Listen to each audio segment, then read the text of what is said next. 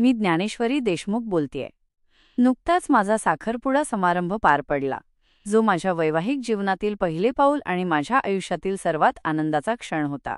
प्रत्येक मुलीचं स्वप्न असतं की तिचे आईवडील, तिची हौस, तिची इच्छा पूर्ण करावी आणि तो क्षण मनसोक्त साजरा करावा. मी माझ्या आयुष्यातला हा अविस्मरणीय क्षण पूर्णपणे जगले आणि माझा आनंद साजरा केला. पण मला खंत आहे की तुम्ही लोकांनी या साध्या आणि वैयक्तिक क्षणाचं एवढं राजकारण केलं. माझे वडील कीर्तनकार आहेत, समाज प्रबोधनाचं काम करतात, म्हणून मी किंवा माझ्या कुटुंबाने मन मारून जगावं आणि आमच्या इच्छा दाबून टाकाव्या असा अर्थ होतो का? आम्हाला इतरांसारखं जीवन जगण्याचा अधिकार नाही का? माझे वडील गेली 20 ते 30 वर्षे कीर्तन करून समाजातल्या चुकीच्या रूढी परंपरा आणि चालीरीतींवर बोलत आले. त्यांनी केवळ समाजाची वस्तुस्थिती तुमच्यासमोर मांडली. त्यांनी काही शब्द चुकीचे बोलले असतील तर काही चांगलं ज्ञान देखील तुम्हाला दिलं आहे.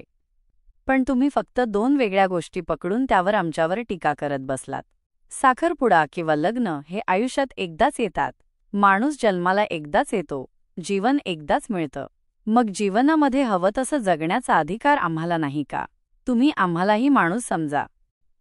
तुम्ही ज्या चुकीच्या कमेंट्स करून माझ्या वडिलांवर आणि माझ्यावर टीका केली, त्यामुळे आमच्या मनाला किती वेदना झाल्या असतील. आमच्या कुटुंबाच्या प्रतिष्ठेला धक्का लागत असेल याचा विचार कोणी केला का? मी माझ्या वडिलांच्या वतीने झालेल्या काही चुकांसाठी माफी देखील मागू शकते, पण ज्या लोकांनी माझ्यावर, माझ्या आईवर वैयक्तिक आणि अत्यंत वाईट कमेंट्स केल्या त्यांचं काय? दुसऱ्यांच्या चुका शोधताना आपल्या हातून देखील चुका होतात हे तुम्ही मान्य करायला पाहिजे. मी तुम्हाला विनंती करते, आमच्या वैवाहिक जीवनासाठी तुमचा आशीर्वाद आमच्यावर राहू द्या आणि आता तरी अशा चुकीच्या कमेंट्स करणं बंद करा. माझ्या वडिलांनी कीर्तनातून जो उपदेश दिला आणि जो शाही साखरपुडा झाला, यावर स्पष्टीकरण देणे आवश्यक आहे. वडिलांनी लग्नसाधी करा, कर्ज करू नका असे जे सांगितले, तो उपदेश त्यांनी केवळ गरीब आणि मध्यमवर्गीय लोकांसाठी दिला होता. कारण जर त्यांना कर्ज काढून लग्न करायचे असेल तर ते कर्ज त्यांनाच फेडावे लागते. या उपदेशाचा अर्थ असा नव्हता की ज्यांची ऐपत आहे त्यांनीही मन मारून जगावे. माझ्या वडिलांनाही प्रपंच आहे आणि संसार आहे. त्यांनी त्यांच्या ज्ञानाचा मोबदला घेतला, यात चूक काय?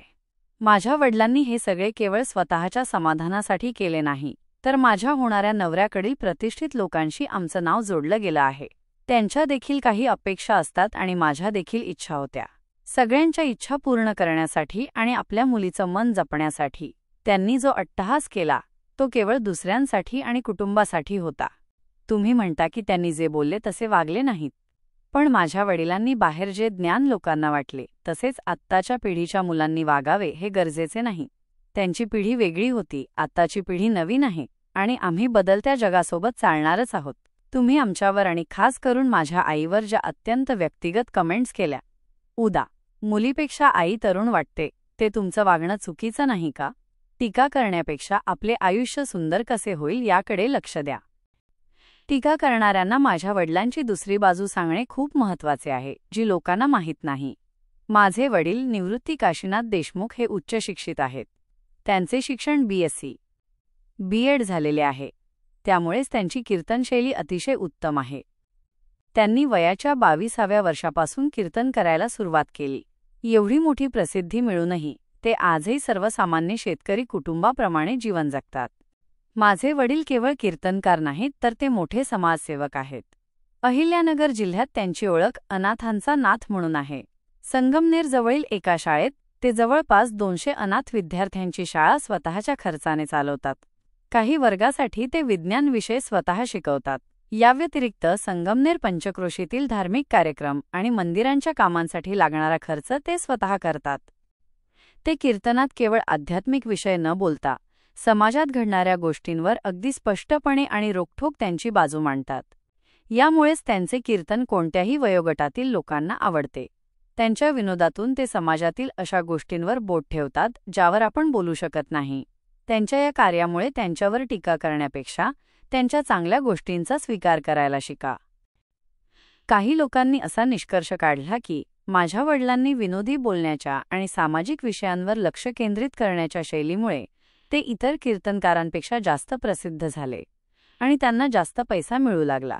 ते पैसा कमवण्यासाठी ज्या मार्गाचा अवलंब करतात तो त्यांच्या संसाराच्या लोभातून आला आहे, असेही काही टीकाकार म्हणतात.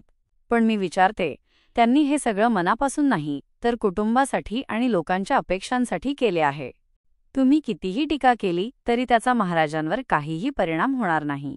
त्यांच्या बोलण्याने महाराज कीर्तनात त्यांचं बोलणं सोडणार नाहीत आणि ही राजकारणी किंवा प्रतिष्ठित लोक त्यांना कीर्तन देणं बंद करणार नाहीत. उलट माझा लग्न सोहळा आनंदाने पार पडेल आणि हीच श्रीमंत लोक पुन्हा त्यांना तारखांवर तारखा देतीलच.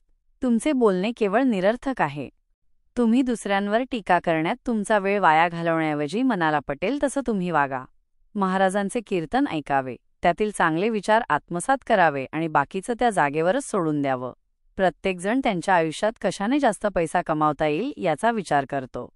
त्यामुळे माझ्या वडिलांच्या कीर्तनशैलीच्या उद्देशावर टीका करणे योग्य नाही.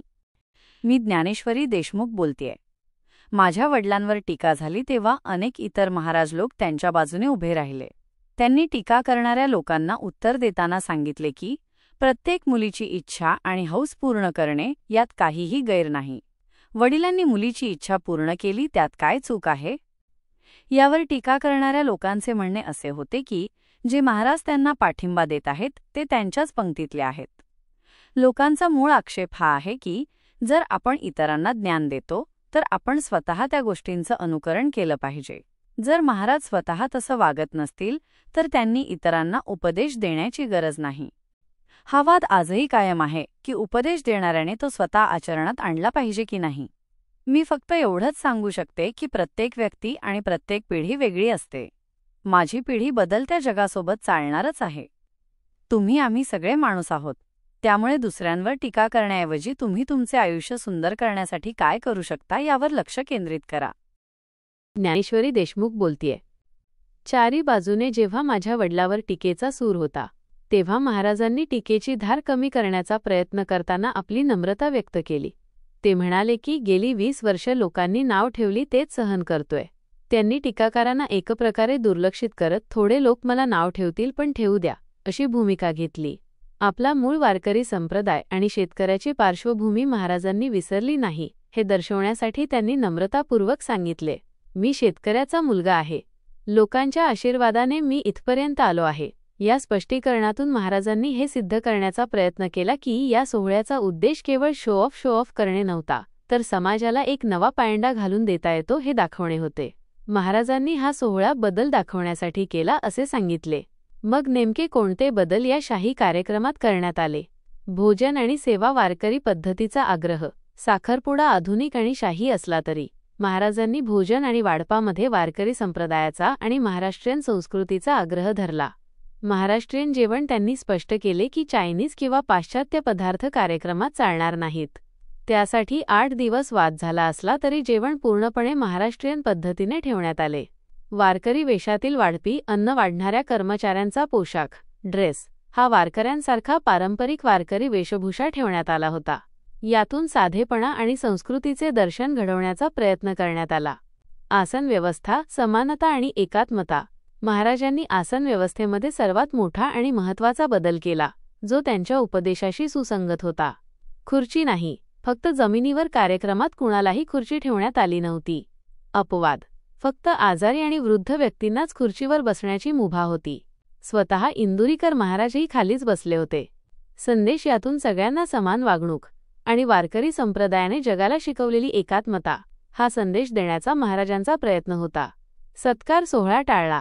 महाराज कीर्तनात नेहमी सत्कार समारंभ बंद करण्याचा उपदेश देतात. त्याच धर्तीवर या कार्यक्रमात विशिष्ट व्यक्तींचा सत्कार, हार, नारळ किंवा शाल देऊन सन्मान करणे पूर्णपणे टाळण्यात आले. महाराजांनी स्पष्ट केले, सत्कार करायचाच तर सगळ्यांचाच करायचा, नाहीतर एकाचाही नाही. यामुळे कोणताही मानसन्मानाचा बडेजाव न ठेवता सोहळा समानतेच्या स्तरावर ठेवण्यात आला. एकंदरीत महाराजांनी कार्यक्रम भव्य ठेवला, पण त्यातील अंतर्भाव, कोर व्हॅल्यू वारकरी संस्कृती आणि समानतेचा ठेवण्याचा प्रयत्न केला, असे त्यांच्या स्पष्टीकरणातून दिसते. शाही समारंभात लाखोंचा खर्च करण्यासोबतच इंदुरीकर महाराजांनी पूरग्रस्त आणि दुष्काळग्रस्त शेतकऱ्यांसाठी मोठी आर्थिक मदत जाहीर केली.